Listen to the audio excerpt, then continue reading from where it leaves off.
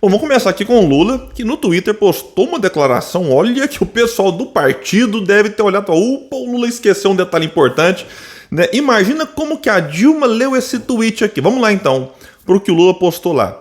Se o Brasil tivesse continuado com o ritmo de crescimento que tínhamos quando deixei a presidência, poderíamos ser a quarta economia do mundo. Infelizmente, o Brasil andou para trás e perdemos a noção da grandeza do nosso país. Mas estamos reestabelecendo o país que precisamos.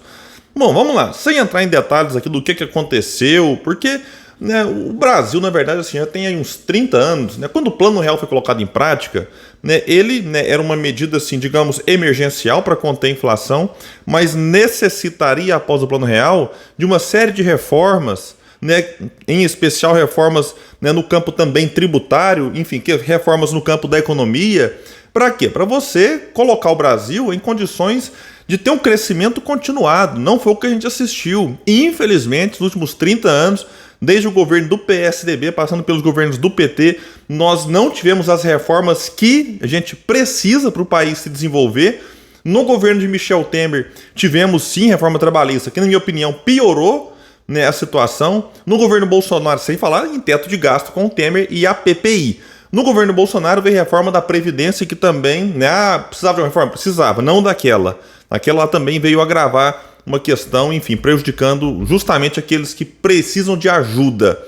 E aí, né, então você tem, por conta dessa falta de reformas, o país cresce num ano, cai no outro, aí dá uma estabilizada, depois cresce mais um pouquinho, enfim. Isso aconteceu também nos governos do PT. A média de crescimento do Brasil nos últimos 30 anos, insisto, pegando aí governos né, que tem muitas diferenças em vários aspectos, mas com esse modelo econômico e com a falta de reformas, o país tem que se contentar com o famoso voo de galinha, né?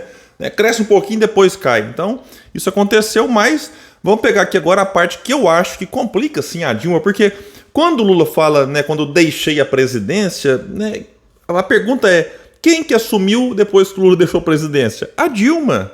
Né, que ele escolheu, como ele escolheu o vice, o Michel Temer. Né, aí depois a Dilma se reelegeu. Ficou ali mais um ano e meio, digamos assim, né, à frente da presidência, até sofrer o impeachment, e o Temer assumiu.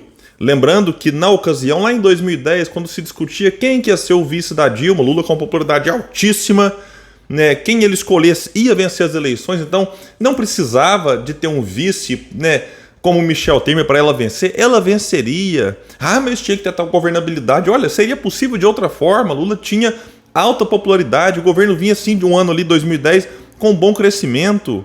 Mas aí colocou o Temer que, na ocasião, o Ciro avisou, Temer é o chefe de uma turma de poucos escrúpulos.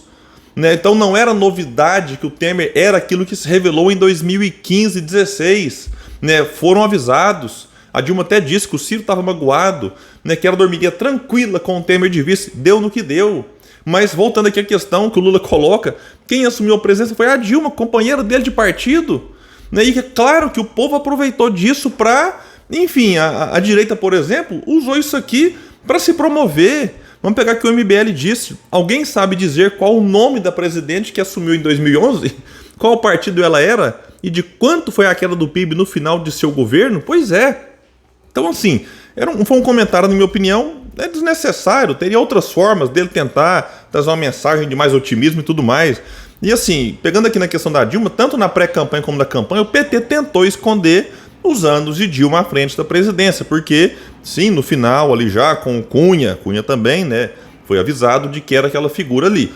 O Cunha aceitando o pedido de impeachment, tudo isso impacta também na economia, mas o PIB do país cresceu nos últimos 2 anos em torno aí de 7 pontos percentuais, 7%. Então, é uma coisa que o PT tentou esconder quando o Lula era indagado ou provocado, conseguia sair com uma resposta meio que padrão, dizendo algo meio que clichê, falando em golpe, etc. Então, não sei se a Dilma de fato ficou triste, ela está à frente da presidência dos BRICS, não vai certamente se posicionar sobre isso, até para não ficar trocando ali falas lamentáveis, na minha opinião, com o atual presidente. Mas não tenhamos dúvidas que mesmo no seu íntimo ali, algum constrangimento isso deve ter causado, porque de uma maneira, mesmo que indireta, Lula acabou fazendo uma crítica ao governo Dilma. Bom, pessoal, então é isso. Fico por aqui. Quem puder, compartilhe esse vídeo, vamos trazer mais pessoas para esse espaço, porque aqui nós lutamos por um Brasil melhor. Valeu, gente. Até mais.